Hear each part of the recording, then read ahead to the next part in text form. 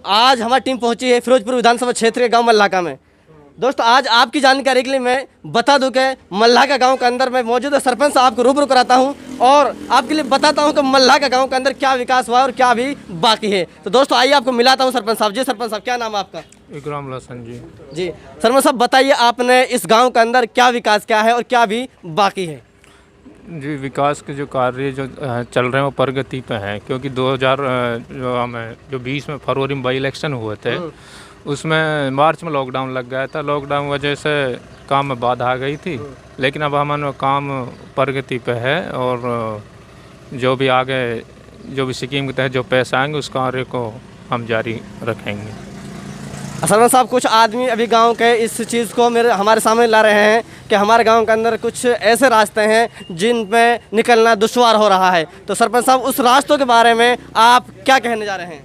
उस रास्ते के बारे में आपके लिए मैं डिटेल में बताना चाहता हूं कि 2016 में जब आम इलेक्शन हुआ था, जी जी, जिसमें इलेक्टेड एक हीना बेगम हुई थी और सेकंड मैं था उसमें, तो हीना बेगम के जो फैक्ट सर्टिफिकेट और अंडर एज थी उस पर कोर्ट में केस चलने की वजह से वो मामला काफ़ी लंबित हो गया, विकास कार्य में लंबित हो गए।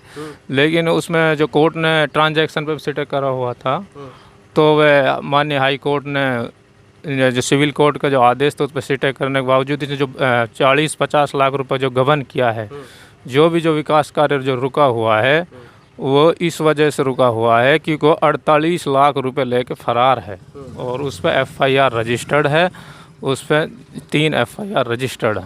अच्छा, कौन है जो इतने पैसों को लेकर फरार है और जिस पे FIR अभी दर्ज है, कौन है वो बता पाएंगे? वो हीना बेगम। अच्छा, जिन्होंने आपसे पहले जिन्होंने इलेक्शन जीता था, और उसका जो जेठ है आरिफ। अच्छा, क्या उन्होंने आपसे पहले जो इलेक्शन जीता था वही उसी के बारे में आप बात करने जा रहे हैं? उसी के बारे में बात करने जा रहा हूँ, क्योंकि जो 4 साल का टाइम पीरियड है इसीलिए हमारे गांव में जो विकास कार्य में बाधा आई इस वजह से आई कि वो 48 लाख रुपए लेकर फरार है।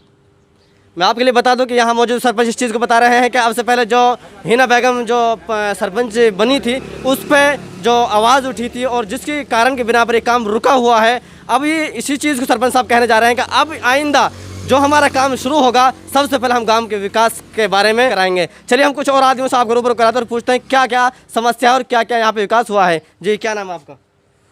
मेरा नाम मोहम्मद नसीम है। जी मोहम्मद नसीम साहब, आप बताइए, जब से सरपंच साहब ये मौजूद सरपंच साहब आपके सामने जब आए हैं तो क्या इन्होंने विकास आपके सामने अभी तक क्या है? सर ऐसा है कि जो पहले है जो ग्रांट डली हुई नहीं है, अब जो पैसा है उसी को जो थोड़ा पैसा है उसको काम जो कब्रिस्तान है खोरी का उसमें काम चल रहा है। ये रास्ता है जो मल्लाह का टू खोरी है जो इस पे काम चल रहा है, मड़वा वड़वा डला है, रेत का भी काम हुआ है।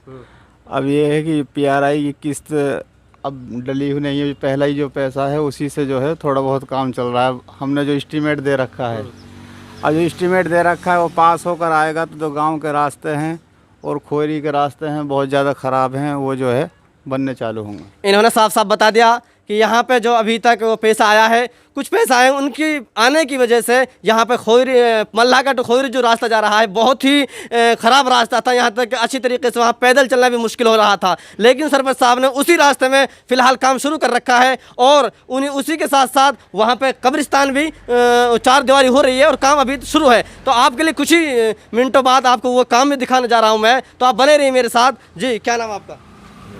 जी, क्या नाम है? मेरा नाम ऐसा है जी, सबसे पहले तो हमारी पानी बिजली की वो थी, पानी बिजली के लिए हमने जई साहब से एस्टीमेट पास करा दिए। पानी के लिए हमने जई साहब के लिए फाइल बढ़ा के दे दी, पूरा गांव में लाइन बिछाने की। ठीक है जी। क्या अब से पहले आपके गांव मल्लाका में लाइट की और पानी की दिक्कत थी? हाँ, दिक्कत थी। तो आपने उसके बारे में क्या सोचा, क्या कहा? मैंने पिछले पीरियड में 3 एकड़ ज़मीन दी थी जी। मैं पिछले पीरियड में प्रेजेंट सरपंच था, तो पब्लिक हेल्थ में 3 एकड़ ज़मीन थी, बूस्टर है, यहाँ 30 गाँवों के लिए पानी जा रहा है जी। मैंने उनसे कहा मैं कि पानी की ये बिजली की समस्या नहीं आनी चाहिए हमारे को, तो हमारे बहुत ही जल्दी अगले महीने में इंशाल्लाह वो मुझे खुदा की जहाँ से उम्मीद है अगले महीने में पूरा गांव में लाइन बिछ जाएगी पानी की। रही बात विकास की, विकास तो ऐसा है जी, इस गांव में 4 साल में विनाश हुआ है, विकास नहीं हुआ, क्योंकि ऐसा आदमियों के हाथ में वो सत्ता चली गई जिन्होंने कुछ देखा ही नहीं। यहाँ पे बोला जा रहा है कि अब से पहले विकास नहीं विनाश हुआ था और सत्ता ऐसे आदमियों के हाथ में चलेगी जहाँ बिगाड़ के सुधार के अलावा बिगाड़ ही बिगाड़ यहाँ पे हुआ है। तो इस चीज़ की बार बार इसी चीज़ को पुकार रहे हैं और इसी चीज़ को कह रहे हैं कि जो हमारे गांव में लाइट और पानी की दिक्कत थी उसको हमने जल्द सुधारने की कोशिश की है और वहाँ पे हमने एक बात रख रखी है कि हमारे गाँव के अंदर पानी की लाइन भी, लाइट की जो बात करें तो उसकी भी आपके लिए ये बात कह रहे हैं कि लाइट भी बहुत आसानी के साथ आएगी और हमने आगे तक बात पहुँचा रखी है। जी ऐसा है जी, हमने प्रस्ताव दे रखा है, एस्टीमेट दे रखा है चंडीगढ़ में, ठीक है जी।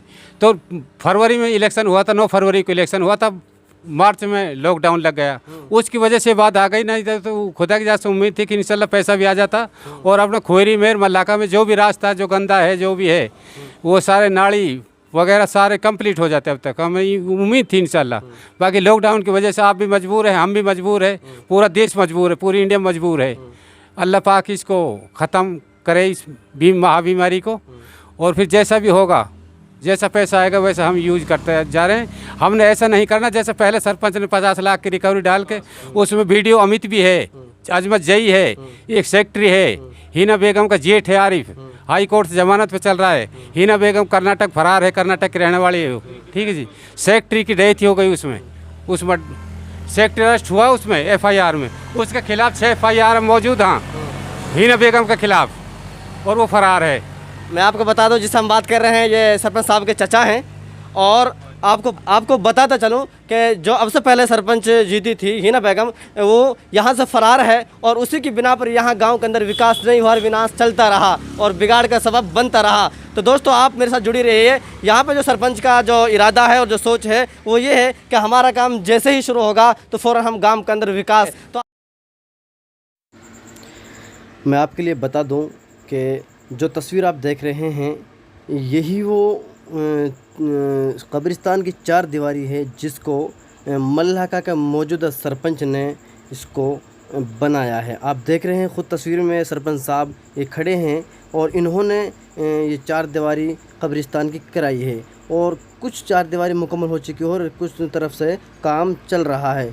तो दोस्तों देखिए आप जहाँ जहाँ सरपंच ने काम किया है आपको काम भी मैं दिखा रहा हूँ। हमने यहाँ पर आकर देखा है तो देखने में आया कि यहाँ पर हकीकत में काम शुरू करवा रखा है सरपंच साहब ने। तो आप भी लाइव तस्वीरों में देख सकते हैं कि यहाँ पर काम चल रहा है। मल्लाका का जो मौजूदा सरपंच है इन्होंने ये काम शुरू किया है और चारों तरफ कब्रिस्तानों के चारों तरफ 4 दीवारी हो रही हैं। आपको मैं बता दूं कि यही वो काम चल रहा है कि जहां पर नमाज जनाज़ा पढ़ी जाती है। ये नमाज जनाज़ा पढ़ने के लिए ये चौतरा बनाया जा रहा है जहां पर कोई अगर बारिश हो जाए, कीचड़ हो जाए तो दिक्कत का सामना ना करना पड़े और सही तरीके से यहां पर नमाज जनाज़ा पढ़ सकें। आप खुद देख सकते हैं कि यहाँ पे जो काम चल रहा है